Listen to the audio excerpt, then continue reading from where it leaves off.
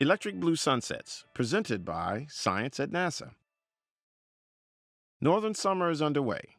It's time for picnics, hot dogs, dips in the pool, and oh yes, electric blue sunsets. Just below the Arctic Circle, evening skies are filling with pale blue ripples. They appear just after sunset or just before sunrise and are called noctilucent clouds or NLCs. When viewed from space, the same atmospheric phenomenon is referred to as polar mesospheric clouds, or PMCs.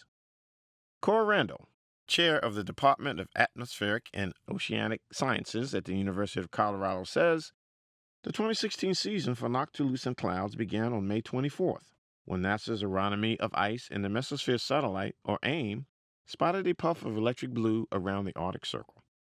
NLCs are Earth's highest clouds. Seeded by meteoroids, they float at the edge of space more than 50 miles above the planet's surface. The clouds are very cold and filled with tiny ice crystals. Those tiny crystals do a good job of scattering blue light from the rising or setting sun, hence their electric blue color. Noctilucent clouds appear during summer because, ironically, that is the only time the upper atmosphere at high latitudes is cold enough to crystallize molecules of water around specks of meteor dust. The role of meteor dust in forming NLCs is one of many discoveries made by AIM, which NASA launched in 2007 to study the mysterious clouds. James Russell, principal investigator for AIM at Hampton University, says, "These clouds continue to reveal intimate details about how the atmosphere works. Each season yields new information." The first recorded observations of noctilucent clouds were made in the 19th century after the eruption of supervolcano Krakatoa. At the time, people thought the clouds were caused by the eruption, but long after Krakatoa's ash settled, the clouds remained. In those days, NOCs were a polar phenomenon confined mainly to the Arctic. In recent years, they have intensified and spread with sightings as far south as Colorado and Kansas. The reason may be climate change on the edge of space.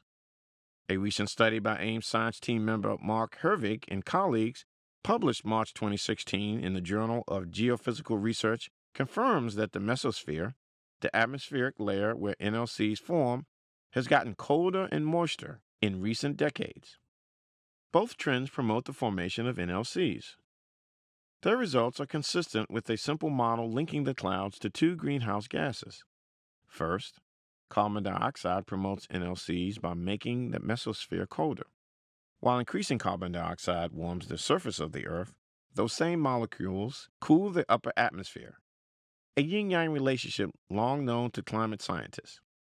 Second, methane promotes the clouds by adding moisture to the mesosphere because methane oxidizes into water as it rises in the atmosphere.